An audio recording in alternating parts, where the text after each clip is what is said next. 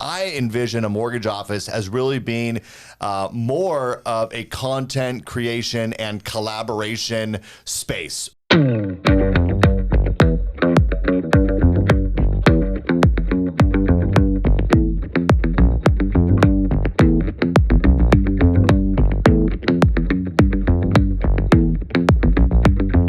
Hello, friends. Welcome back to Market Shares. I'm your host, Tony Blodgett, and today I'm down in Lake Oswego at really the studio that started all of this podcasting and video content that I've been doing over the last couple years. And I'm here with our branch manager, Zack Duncan, who has been with us for 7 years. Going on 8 years. Going on 8 years. Yeah. And not only is he one of our branch managers here at New American Funding, he's also become a very good friend of mine over the years. We enjoy a lot of the same things. We're going to talk a little bit about our passion for Jeeps and overlanding, and we're going to get into some of that. We don't have to all talk mortgage or real estate on this podcast. But the other thing that we want to talk about today is video. You know, for me and Zack in particular, you can see that we're wearing our Walk to Work Wednesday shirts. You can only get one of these shirts if you actually are on Walk to Work Wednesday. We're going to talk about what that is and what it's meant for Zack and how it is that you might be able to come up with something similar to what Zack did, which has really become a staple of, you know, how he's known in the marketplace. So Zack Duncan, welcome to Market Shares. Thank you. This is the first time for me. It's kind of exciting. I was actually, when we were talking about doing this episode, I thought for sure you had been on Market Shares. Never. This is a first. Well, here we are. Well, the great news is we have a blank canvas to talk about whatever we'd like. And I'd like to start by talking about this studio because, it's a very cool studio. I love coming down here to record content. But for over the last, 2 years, we've really made video content and creation a central part of what it is that we do here in this region. And it kind of started, with the build out of this studio, Addie Net, who's going to be on our, he was on our very first episode of Market Shares. Episode, and now we're getting close to 100 episodes. So Addie's going to be, will be on our 100th episode. I don't know when this is actually going to air, so maybe this is after the 100th episode. This could be 99 or 101. We don't know. It's right in the same time frame, and that's the beautiful thing about video content is you can.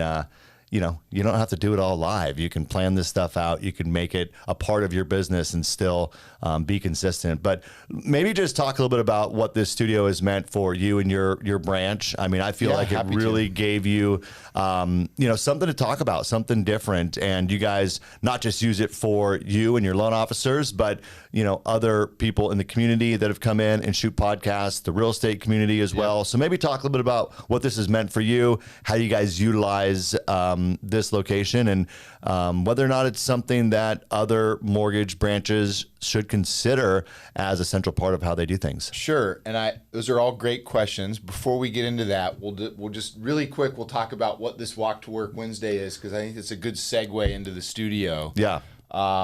So Walk to Work Wednesday started I've been into it 5.5 years now.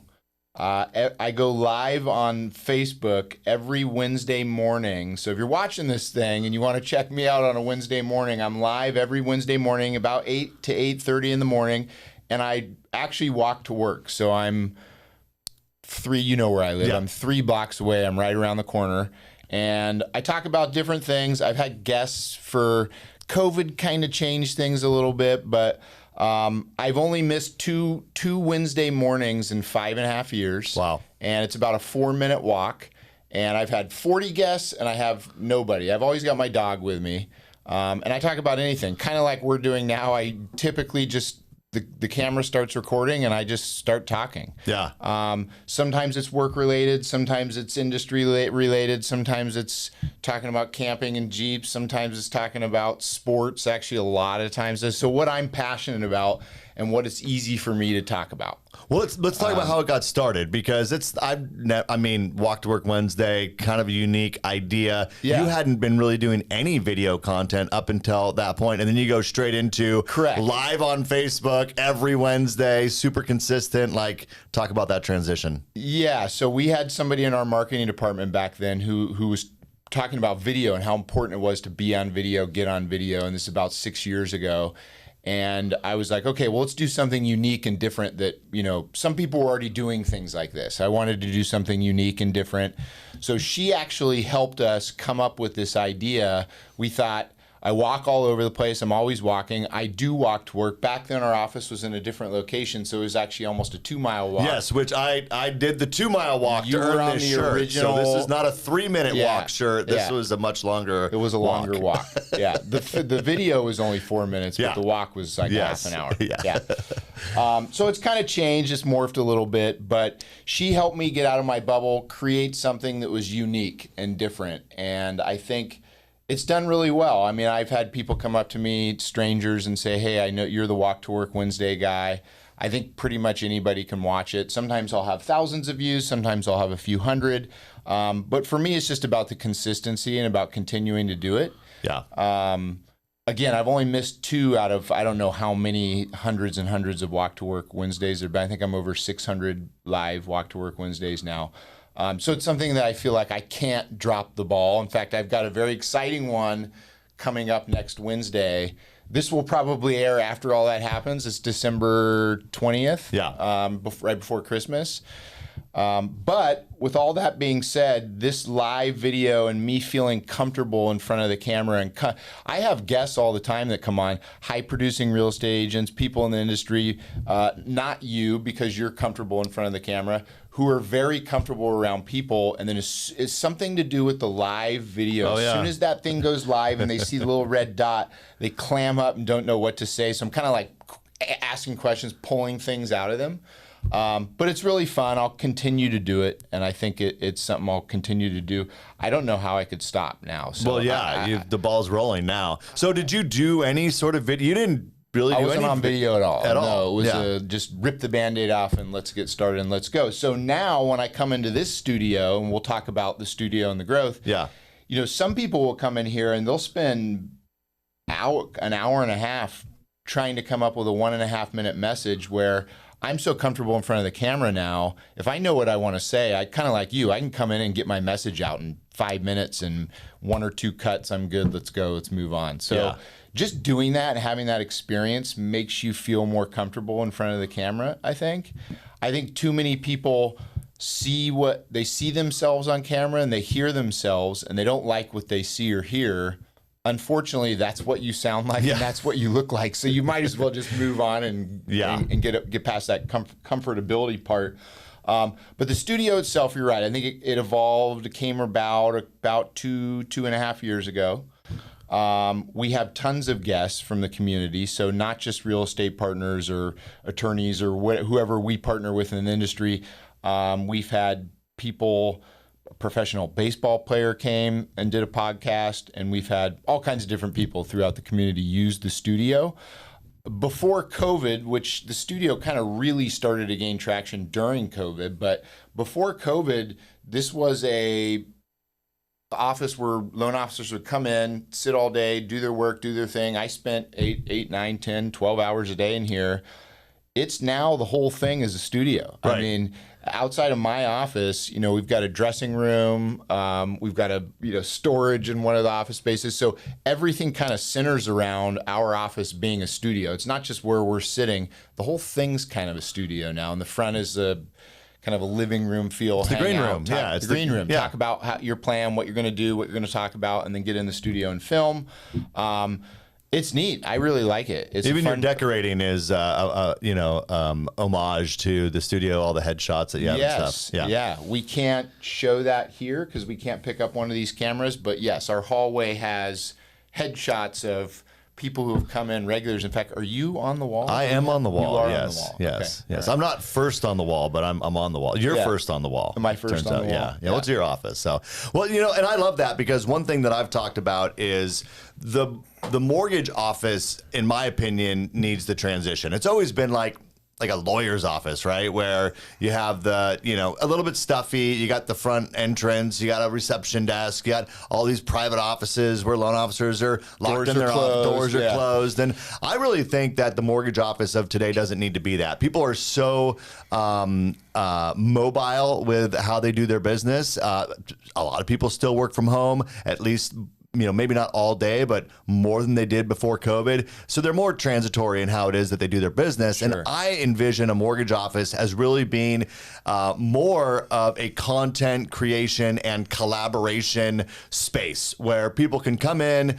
You can do your mortgage business here. You can get into an office and take an application if you need to, but really do more than that and, collaborate with your, the other people in your office and then have a content creation space like we have. We have multiple studios now throughout the region, and I envision us continuing to build them because I think it can be a central part of how it is we can both support our loan officers and the people that they do business with. So I love that this was kind of the first office to do that, and we've created that same sort of feel in a couple other offices up in Washington. So, well, and video is such a big thing now. I mean, if my Facebook feed, my Instagram feed, you can actually go in and set different settings, but it's pretty much realtors, right? Everything on my feed is what are they seeing, what are they doing, and they are all going to video. I mean, pretty much all of them, even the ones that have been in the industry a really long time. And you can tell the difference between somebody taking an iPhone and setting it up on their desk or in a hallway or wherever they are versus sitting in a professional studio like this. The content just looks way better, and it's way easier for somebody to kind of grasp and stick to. For example, I've got a realtor coming next week, booked space in our studio. He's up on the wall. He's been here before, but he does a ton. I mean, he's posting multiple times a day. And he told me the most views and the best traction I've ever received is from the videos that I do in your office. So I think it makes a big difference to have a nice professional space where... I think both is really important, right? I mean, I think Walk to Work Wednesday is a perfect example of where you just pull out your iPhone and a selfie stick and create something. So there's a place for both, in my opinion. But, nothing worse than trying to watch a video that has shoddy quality video and bad audio. The thing that you can get in a studio like this, I mean, these cameras make a huge difference, and they're an investment, but it makes all the difference in how it looks. And when people are scrolling through their social media and something really pops and is quality, they're going to stop and take a look and say, what's that? It just gives, it's kind of like that first impression. You want people to stop scrolling, you want people to listen. And in my opinion, upping the quality will get more engagement. But I think both is important, obviously.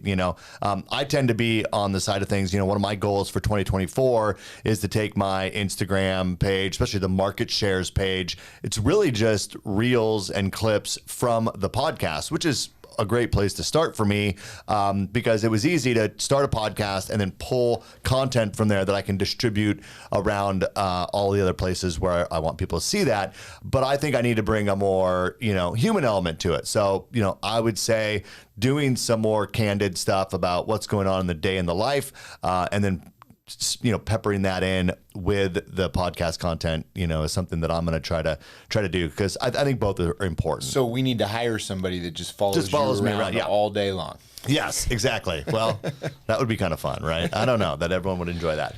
One other thing about Walk to Work Wednesday, which is super unique, and obviously you didn't plan this, but it never rains on Walk to Work Wednesday. It's really kind of uncanny. It did rain the other day. Creepy thing. That was the second or third time in 5.5 years. Well, and we're in the Pacific Northwest. I live in Oregon. I mean, we're in Oregon. It rains up here a lot, but apparently not on Wednesday mornings. Well, and if you watch it, I always say it never rains on Walk to Work Wednesday, which is an homage to the Oregon Ducks and Autzen Stadium, which is where that came from. So at Autzen Stadium, it rains all the time, and we have miserable football games. but our announcer has always said at the beginning of every football game, going back to the, correct me if I'm wrong, 70s or 80s probably, it never rains at Autzen Stadium. Like that's the opening Okay, thing. I didn't even know that. So that's where it came from. I didn't make it up. I just kind of pilfered it or stole it from the University of Oregon. Got it. Well, you're a huge sports fan, and if anyone watches your content, you talk about the Oregon Ducks a lot, and the Blazers, and the Blazers, and the I things wear that my jerseys, and So it's fun too. It's not that work can't be fun, but it's all encompassing. I have my kids on there. I have their friends on there, and some days I don't feel like filming. I don't feel like turning on the camera, and it's pretty surprising.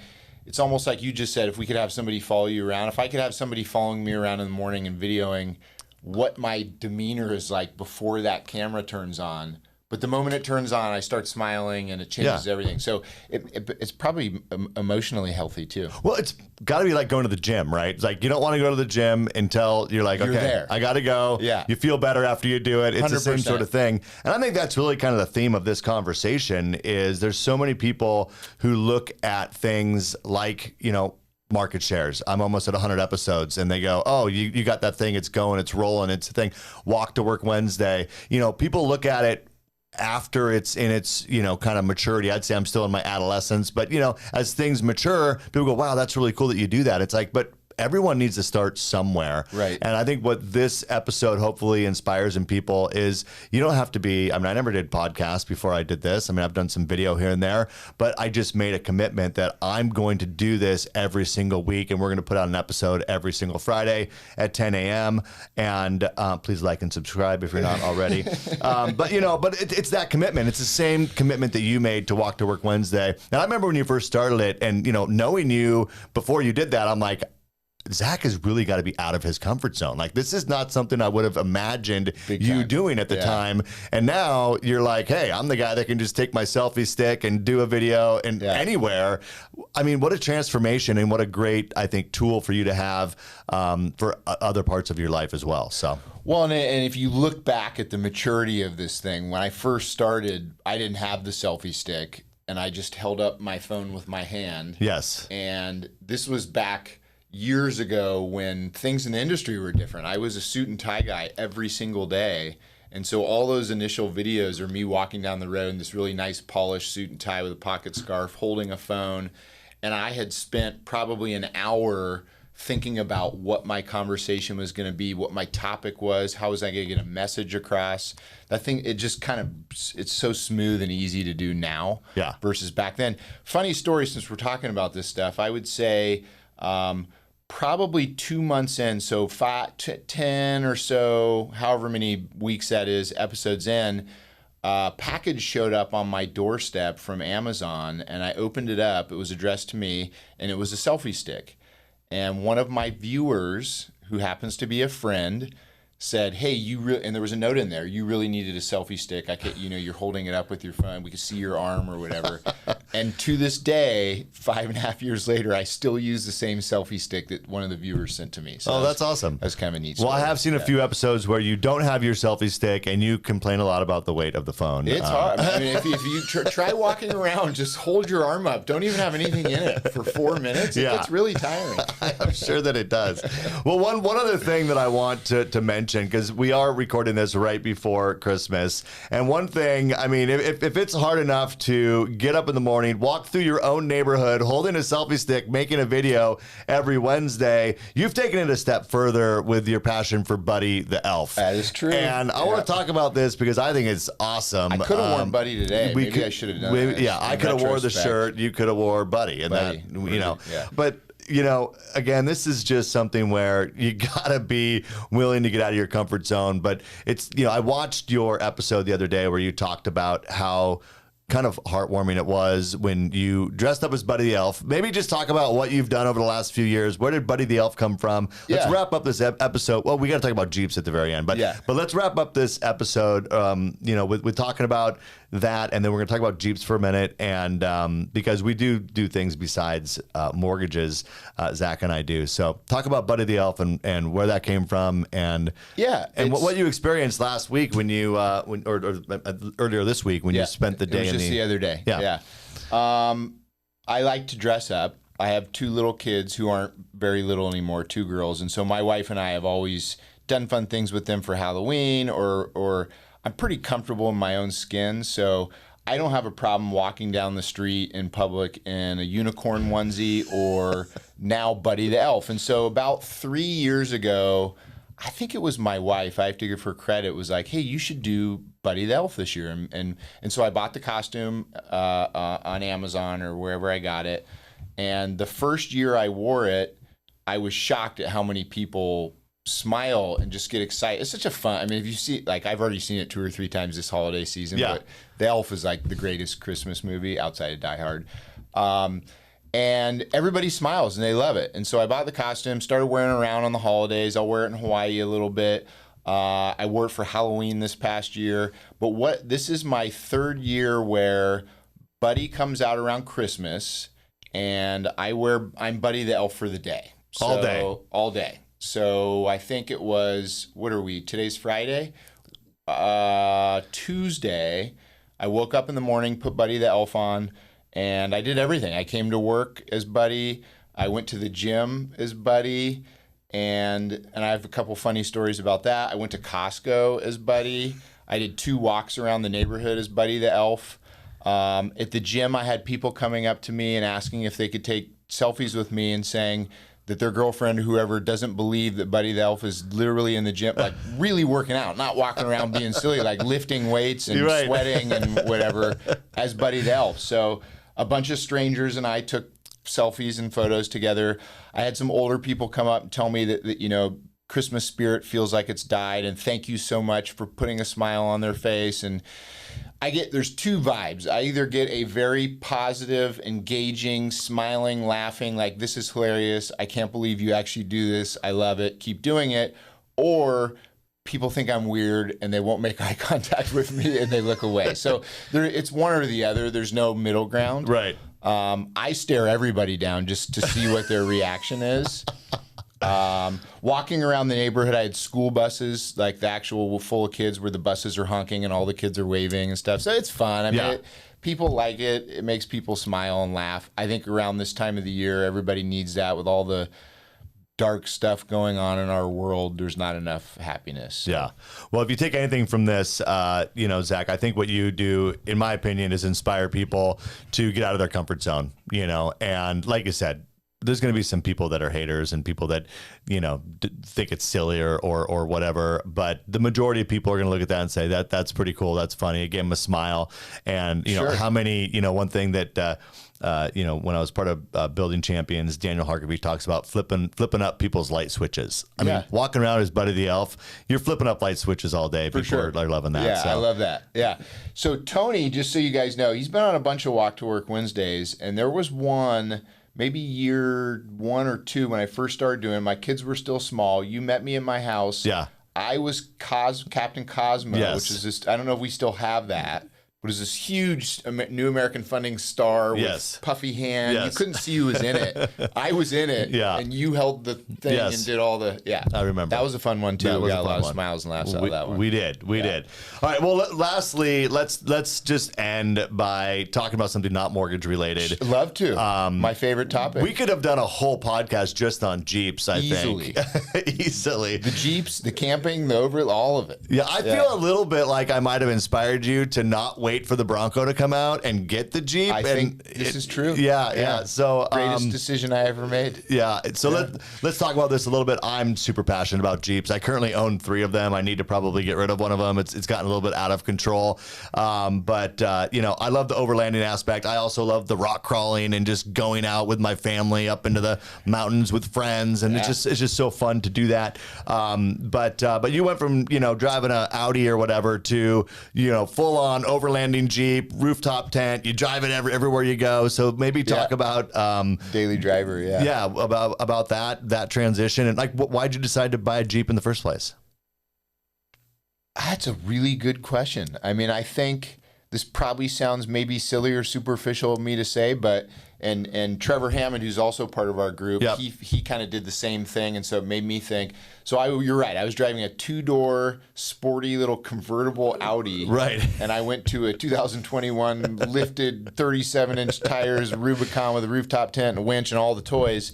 Part of it was we like to get out and get to places that other people can't get to. Right. And I think as far as having a vehicle that you can also drive around during the day and do things in, the Jeep's probably the only thing that can get to the place. I mean, people are like, oh, you go down dirt roads or whatever. You've been with us. Oh, we yeah. do some stuff that there's not a lot of people out there who would attempt what we attempt. No. Whether it's deep snow or rocks and mud or just to get to We certain might have done places. a river crossing Or two, yeah. maybe. So I thought I need something that will do both. I also was like, hey, when I'm driving around town, what do my eyes gravitate to that's driving down the road? I always looked at cool big Jeeps and thought they were neat and cool looking. So that's kind of how it started. But I think it was more just the overlanding camping community that we kind of have here, which you've joined and come on a bunch of trips with us. Yeah, There's I wish a I could group come of on us more. here.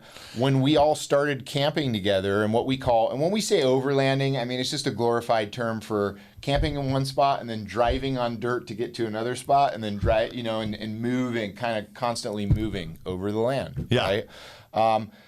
One guy had a Jeep, and so we would all pile in his Jeep to go camping, stuff on the top, stuff hanging off the sides. We really had no amenities. I mean, it was like your clothes and food.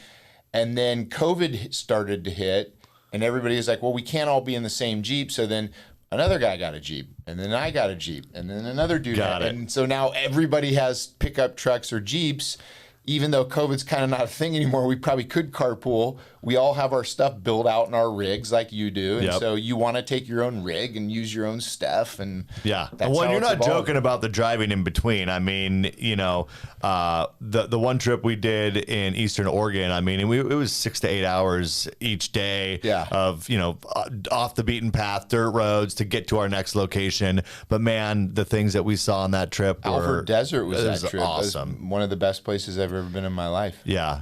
And so, anyways, I wanted to touch on this topic because, I think everyone needs to have that outlet in life. We work so hard, and obviously we want to spend time with our families and do the stuff that we do. But having something like, for you, overlanding, for me, it's to have that passion and that way of kind of getting away. For you, it's really, it's the guy's trip, to be able to go out and blow off some steam and go out in the woods 100%. And disconnect, and, be yeah. away from things, being out in the woods, for sure. Yeah. And now there's like a commitment, like we're all part of a group chat, and there's like, this push, like, hey, we're all going, and, who can make it. And it kind of allows you to put something on the calendar ahead of time. Our that you're going to group look even forward has to. a name. It's called Whiskey and Wilderness. Yes. I mean, it's evolved. We need to build out that YouTube page. There's a fair amount of views on the one trip that we took to Eastern Oregon, but I think there needs to be maybe an emphasis on capturing more content that which can be captured and put out if I can publicly. touch on that really quick, the reason, so what he's referring to is one of the trips we took. I think it was the Alfred Desert trip. I shot a ton of video, and I got video from other people, and we compiled this really neat, like 10-minute. Actually, had an editor friend in LA put it all together for us. Really neat video with music and all this stuff. Kind of like a lot of people do on YouTube and Instagram, all these things. The hard part for me was I spent so much time worried about capturing images and video, and it's a lot of work to set up things and then drive by, do all these things. I started to realize I'm missing out on part of the trip itself. And so I tried to do it again, and about halfway through on one of our trips, I just put all the cameras away, and I'm like, I'm not I missed the view, I missed this, I didn't see that. Like, I'm so worried about filming everything and having a product after the fact. I'm not enjoying being in the moment. And so that's kind of how it's almost like we need to hire someone to come with us and just videography, like video the whole thing. Well, doesn't it give you a lot? I mean, I'm sure you, like me, I do watch a lot of YouTube channels that do overlanding, off-road, and Jeep stuff, because it's just something I'm passionate about.